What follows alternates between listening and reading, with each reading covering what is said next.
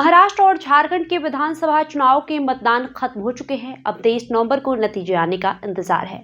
इससे पहले बुधवार शाम 6 बजे दोनों प्रदेशों में वोटिंग खत्म होने के बाद एग्जिट पोल रिजल्ट्स आ गए, लेकिन इस बार एग्जिट पोल्स को लेकर उत्साह उस स्तर का नहीं रहा जैसा पहले हुआ करता था। पहले लोकसभा चुनाव फिर हरियाणा विधानसभा चुनाव में एग्जिट पोल्स के फेल होने के बाद इसकी विश्वसनीयता पर संदेह का घेरा मजबूत हो गया है। लेकिन अगर महाराष्ट्र और झारखंड तक ही सीमित रहे तो पिछले चुनाव में इन दोनों प्रदेशों को लेकर आए एग्जिट पोल्स कितने सही थे या गलत। दोनों ही राज्यों में 2019 में पिछले विधानसभा चुनाव हुए थे।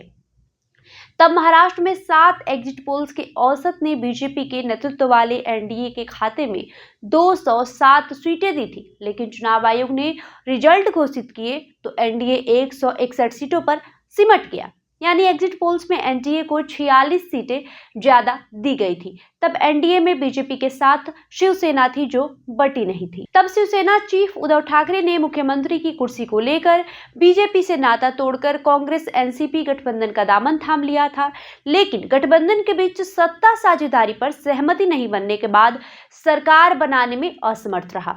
शिवसेना ने तब कांग्रेस और एनसीपी के साथ हाथ मिलाया, जिनकी कुल संख्या 98 थी, और महाविकास अघाड़ी सरकार बनाई। दूसरी तरफ कांग्रेस एनसीपी को एग्जिट पोल्स ने कांग्रेस एनसीपी गठबंधन को 65 यानी कि 65 सीटों पर समेटकर शेष खाते में 16 सीटें दी थी। लेकिन असली रिजल्ट आए तो कांग्रेस एनसीपी गठबंधन को 33 सीटें अधिक आई। आपको बताएं कि 2019 के महाराष्ट्र चुनाव में न्यूज 18 IPSOS पोल ने सबसे अलग अनुमान जताया था। उसने एनडीए के लिए 243 सीटों और कांग्रेस एनसीपी गठबंधन के लिए सिर्फ 41 सीटों की भविष्यवाणी की थी। लेकिन रिजल्ट के सबसे करीब इंडिया टुडे एक्सिस माई इंडिया पहुंचा था, जिसने बीजेपी शिवसेना के लिए कम से कम 166 सीटों जबकि कांग्रेस एनसीपी के लिए अधिकतम 90 सीटों का अनुमान लगाया था।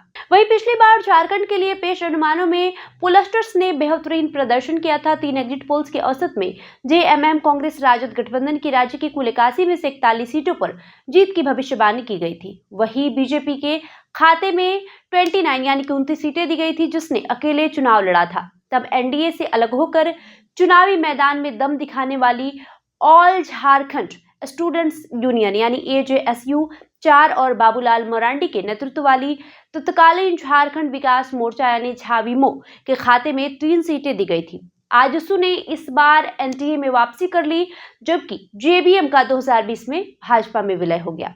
शेष 4 सीटें निर्दलीय और अन्य दलों को जाने की भविष्यवाणी की गई थी। इस दौरान जेएमएम के नेतृत्व वाला गठबंधन 47 सीटों पर जीत के साथ एग्जिट पोल से थोड़ा बेहतर प्रदर्शन करने में सफल रहा, जबकि बीजेपी ने 25, आजसू ने 2 और जेबीएम ने 3 सीटें जीती। आजसू और जेबीएम के साथ गठबंधन के बिना बीजेपी बहुमत से काफी पीछे रह गई और हेमंत सोरेन के नेतृत्व वाले गठबंधन ने उसे सत्ता से बाहर कर दिया। झारखंड में भी इंडिया टुडे एक्सिस माई इंडिया का पोल ही सबसे सटीक निकला था।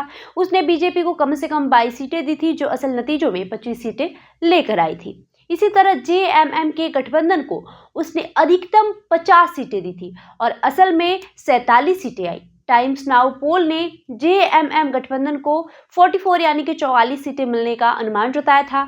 बाबूलाल मरांडी जेबीएम को तीनों एग्जिट पोल्स में 3 सीटें दी गई थी और असल परिणाम में भी यही हुआ था। हालांकि सभी एग्जिट पोल्स ने आजसू को थोड़ा कम आंका था। बहरहाल आपका इस वीडियो पे क्या कहना है हमें कमेंट करके जरूर बताएं। धन्यवाद।